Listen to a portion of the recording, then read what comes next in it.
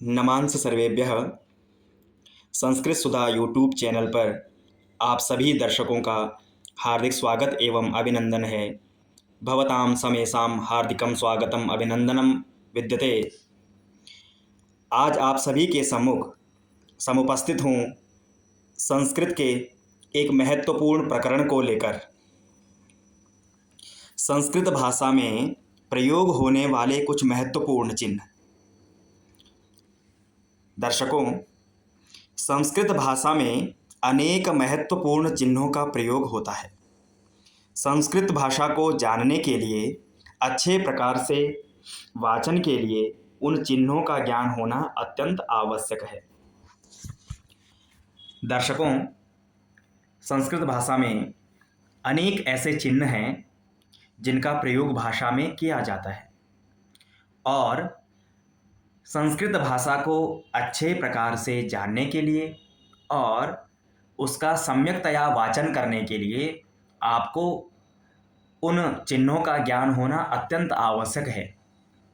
चाहे वह लेखन की दृष्टि से हो अथवा उच्चारण की दृष्टि से हो, उन चिन्हों के ज्ञान के बिना संस्कृत भाषा का ज्ञान अधूरा ही रह जाता है। तो आइए जानते हैं वह महत्वपूर्ण चिन्ह कौन कौन से हैं। जिनमें पहला है अनुस्वार।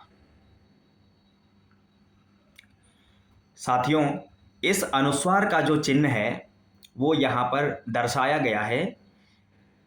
क के ऊपर जो एक बिंदी लगी हुई है, इसको संस्कृत भाषा में अनुस्वार कहा जाता है और इसका उच्चारण होता है कंग। जब क के ऊपर वह अनुस्वार लग जाएगा तो उसका उच्चारण होगा कंग। दूसरा है विसर्ग।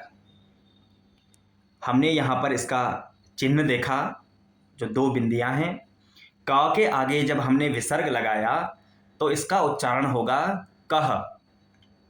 इस विसर्ग का उच्चारण संस्कृत में हमेशा ह की तरह होता है। क पे लगेगा तो कह, ऐसे प पे तो पह। आगे तीसरा वह महत्वपूर्ण चिन्ह है हलंत का। साथियों, हलंत का चिन्ह आपके सम्मुख प्रदर्शित है। क पे जब हमने हलंत लगाया तो इसका उच्चारण होगा क, अर्थात वह जो क था हलंत लगते ही वह आधा हो गया, अर्थात उसमें जो स्वर था वह हट गया। इस प्रकार संस्कृत भाषा में जिस किसी अक्षर पर हलंत का यह निशान लग जाए उसका अर्थ है कि वह अक्षर आधा है। साथियों, अगला जो चिन्ह है वह है पूर्ण विराम। इसका निशान आप देख रहे हैं। क के आगे हमने पूर्ण विराम लगाया तो वहाँ पर वाक्य समाप्त हो गया। सामान्यतः वाक्य की समाप्ति पर अथवा मध्य में यदि यह लगे तो वहाँ पर हमें कुछ समय के लिए रुकना होता है। एक विराम चिन्ह है, अर्थात वाक्य में जब हम इस चिन्ह को देखेंगे तो जहाँ पर वाक्य में यह चिन्ह होगा वहाँ पर हमें कुछ समय के लिए रुकना होगा। एक विराम का चिन्ह है अथवा वाक्य की समाप्ति पर यह चिन्ह प्रयोग किया जाता है। प्रिय दर्शकों, अगला हमारा चिन्ह है अल्प विराम। जो पहला पूर्ण विराम था यह वाक्य के पूरे होने पर प्रयोग किया जाता है। इसी प्रकार से जो अल्प विराम है वाक्य के मध्य मध्य में भी प्रयोग किया जाता है, जहाँ पर हमें थोड़ा थोड़ा रुकना होता है। पूर्ण विराम से आधा विराम हमें अल्प विराम में लेना होता है। जैसे कोई शब्द लिखे हुए हैं, यहाँ पर हमने दर्शाया है, इसका पहले चिन्ह है। अब हमने शब्द लिखे हुए हैं अथवा अक्षर लिखे हैं, तो जब हम दो तीन शब्दों को एक साथ लिखेंगे उनके बीच में यह अल्प विराम प्रयोग किया जाता है। जैसे क, फिर ख, ग, इनके बीच में अल्प विराम का प्रयोग हो रहा है, वहाँ पर हमें थोड़ा रुकना होगा। अगला चिन्ह है अवग्रह अथवा खंडाकार। यह एक संस्कृत में महत्वपूर्ण चिन्ह है जिसका निशान इस प्रकार से होता है, जो अंग्रेजी का एस होता है उसी की तरह इसको दर्शाया जाता है। और शब्द में आप देखेंगे कॉपी, तो मध्य में आप देख रहे होंगे कि एक अवग्रह का चिन्ह आ गया है एस की तरह। तो दर्शकों, यह जो अवग्रह का चिन्ह होता है इसका उच्चारण हमेशा अ होता है और अ के ही स्थान पर यह अवग्रह का चिन्ह प्रयोग होता है, क्योंकि संधि होने पर वहां पर अ का लोप हो जाता है और अ के स्थान पर यह खंडाकार का चिन्ह प्रयोग हो जाता है। जैसे यदि हम इसको अलग करेंगे तो कह धन अपि आएगा, फिर कह का जो विसर्ग है उसको ओ हो करके अपि में जो अ है उस अ को यह चिन्ह बन जाएगा, तो शब्द बन जाता है कोपी। अब हम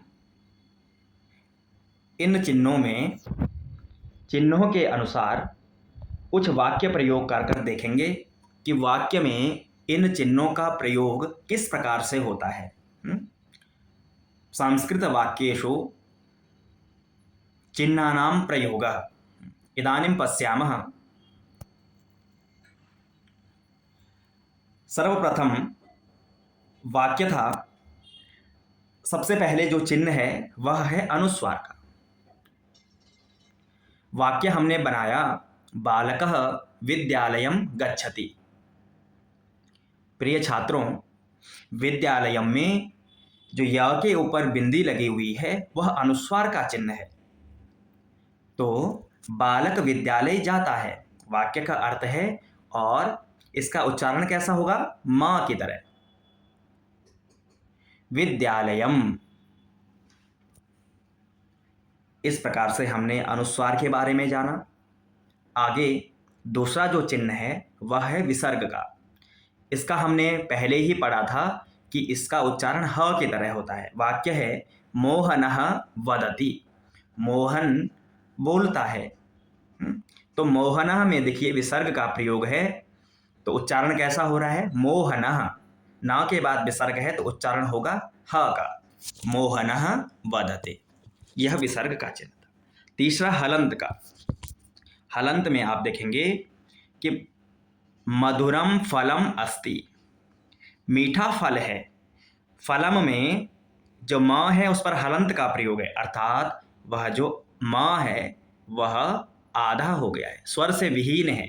इस मां में कोई स्वर नहीं है, उच्चारण भी बिल्कुल आधा होगा, मधुरम फलम अस्ति। तो इस प्रकार से हमने 3 चिन्हों के वाक्य प्रयोग देखे, जिनमें अनुस्वार, विसर्ग और हलंत था। इसी प्रकार से आगे पूर्ण विराम का जो चिन्ह है, जो हमने कहा था वाक्य की समाप्ति पर प्रयोग किया जाता है। वाक्य है सर्वे गच्छन्तु, सभी जाओ। उसके पश्चात वाक्य समाप्त हो गया तो हमने यहाँ पर पूर्ण विराम का चिन्ह लगाया, जिससे वाक्य की समाप्ति का पता चलता है। वहां पर हमें कुछ समय के लिए रुकना होगा। इसके पश्चात अगला जो चिन्ह है अल्प विराम का है। वाक्य बनाया, सेब फलम, आम्र फलम, कदली फलम, फल नामानि सन्ति। अर्थात सेब फल, आम फल और केले का फल, ये सब फलों के नाम हैं। अब यहाँ पर सेब फलम के बाद हमने अल्प विराम का प्रयोग किया हुआ है। इस प्रकार से आप देखेंगे तो यहाँ पर वाक्य में जैसे ही अल्प विराम मिलेगा, वहाँ पर वाक्य का उच्चारण करते समय हमें अल्प समय, थोड़े समय के लिए रुकना होगा। जैसे सेब फलम, आम्र फलम, कदली फलम, फल नामानि सन्ति। थोड़ा थोड़ा रुक करके हम वहाँ पर वाक्य को पढ़ेंगे, तो इस प्रकार से इस अल्प विराम का प्रयोग हम वाक्यों में कर पाएंगे। देखिए यहाँ पर अल्प विराम का प्रयोग है, यहाँ पर अल्प विराम का प्रयोग है। इस प्रकार से वाक्यों में अल्प विराम देखने को मिलते हैं। अगला जो चिन्ह है अवग्रह खंडाकार।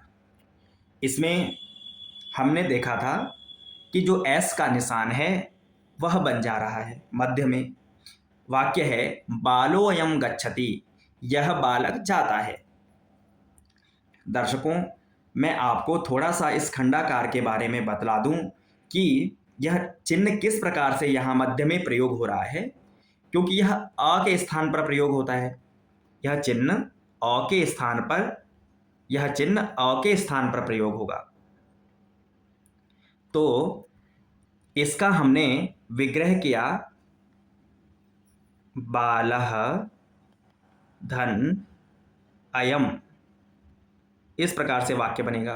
बालः अयम, तो संस्कृत में संधि का नियम होता है कि विसर्ग के बाद यहाँ पर क्या आ गया, अ आ गया, तो संधि के अनुसार जो ये विसर्ग है इसको पहले ओ हो जाएगा, इस विसर्ग को ओ हो जाएगा,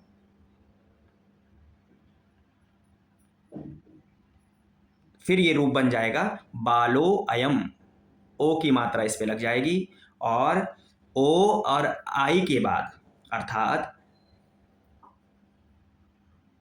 वहां पर क्या हो जाता है, अवग्रह का चिन्ह बन जाता है। तो ओ के पश्चात हमें अ मिल गया, तो इस अ के स्थान पर यह खंडाकार का चिन्ह बन जाएगा। तो बालो ऐसे ही रहेगा और अ के स्थान पे अवग्रह का चिन्ह बन जाएगा और यम, है ना, बालोयम।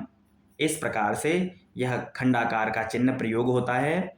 जहां पर आपने संस्कृत में यदि पूर्व रूप संधि पढ़ी होगी तो जहां पर पूर्व रूप संधि होती है वहां पर अ के स्थान पर इस प्रकार का चिन्ह प्रयोग होता है। तो बालोयम गच्छति, उच्चारण अ ही होगा कि यह बालक जाता है, यह खंडाकार का चिन्ह है। प्रिय दर्शकों, इस प्रकार से हमने संस्कृत भाषा में प्रयोग होने वाले कुछ अत्यंत महत्वपूर्ण चिन्हों के बारे में जाना, जिन चिन्हों के प्रयोग से हम संस्कृत भाषा में प्रयुक्त शब्दों को सम्यकतया उनका उच्चारण कर सकते हैं, उनको लिख सकते हैं। तो आप सभी दर्शकों का धन्यवाद। इसी प्रकार से संस्कृत भाषा के व्याकरण से संबंधित वीडियोस देखने के लिए आप संस्कृत सुधा चैनल को सब्सक्राइब करें, शेयर करें और संस्कृत के प्रचार प्रसार में अपना योगदान दें। धन्यवाद।